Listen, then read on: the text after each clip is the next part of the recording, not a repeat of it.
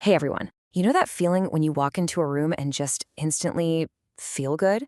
Or you walk into another one and you feel your energy just plummet, but you can't quite put your finger on why? Well, today we are going to dive deep into the science behind that very feeling.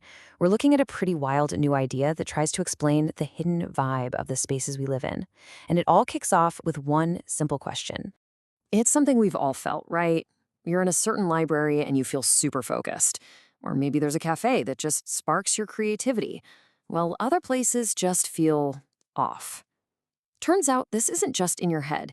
It's a real thing, and we're about to unpack a pretty groundbreaking way to understand exactly what's going on.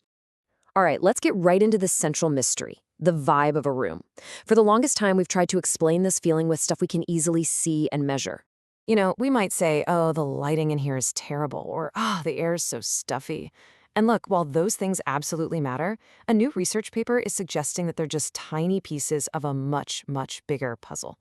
The real answer might be way deeper, connecting our environment directly to our own biology.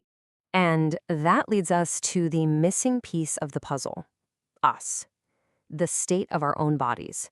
The theory goes that to really get why an environment feels good or bad, we first have to understand what's happening with our own internal systems.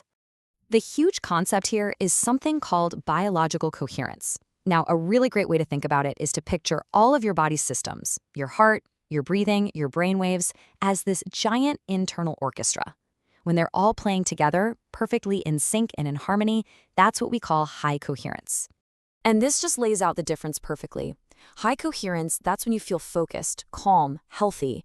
It's that in-the-zone feeling. Low coherence is the total opposite. It's internal chaos, right? It feels like stress, brain fog, and just being completely drained. And this is the core of it all. Our environment can either help our internal orchestra play beautifully or can throw it completely out of tune. Okay, so this is where it gets really, really cool. If our environment is messing with our internal coherence, how on earth could we ever measure that? How do you actually put a number on a vibe?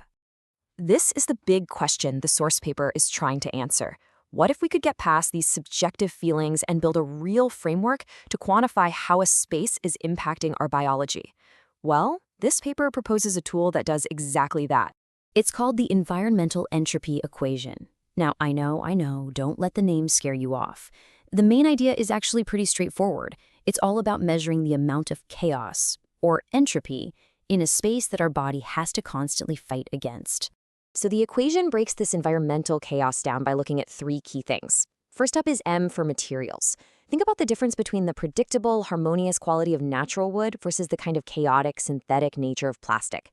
Next is G for geometry, the order you feel in an open, flowing space compared to the disorder of a cramped, messy one.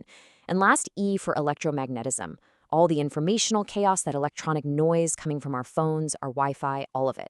So what this creates, every single moment of every day, is this constant battle going on inside of us, a dynamic tug-of-war between our own biology and the world around us. Just picture it like this. Your body is working 24/7 to keep that beautiful internal orchestra playing in tune, to maintain coherence. But at the same time, the environment is constantly throwing chaos, or entropy, at it. So the more chaos in your room, the harder your body has to work just to keep everything in harmony. And this chart shows it so clearly. Take a look at the bar on the left. That's the environmental entropy, the stress.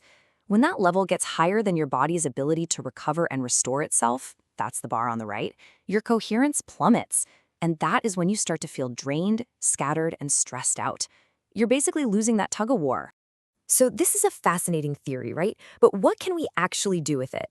The real power of an equation like this is that it gives us predictions we can actually test. It takes this from being just an abstract idea into something we can observe and even design for in the real world. The paper makes 4 really big predictions. First, it suggests that natural materials can actually help us bounce back from stress faster. That well-designed, orderly spaces put way less strain on our bodies. That cutting down on all that electronic noise reduces the burden on our system. And here's the big one. That living in these lower chaos environments leads to healthier, more stable biological rhythms overall.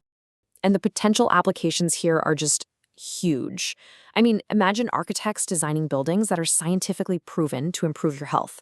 Or think about smart technology that can adjust a room's conditions in real time to help you focus or to help you relax. This completely changes the game from just avoiding bad stuff to actively creating spaces that help us thrive. So, really, what this all comes down to is that this isn't just about making rooms feel a little nicer. This is about a massive shift in how we see our relationship with the world around us. It's like having a new blueprint for building healthier environments right from the very start. Seriously, just think about this for a second. What if we could use this idea to design hospitals that don't just treat sickness, but that actively speed up a patient's recovery? Or schools that are physically optimized to help kids focus and learn better? We could literally build a healthier, more coherent world, one room at a time. And that brings me to my final question for you. Just take a moment, look around the space you're in right now. Based on everything we've just talked about, the materials, the layout, the electronics, is your environment adding to your harmony or is it adding to the chaos? It's a pretty powerful thought, and it's one that might just change the way you see the world. Thanks for tuning in.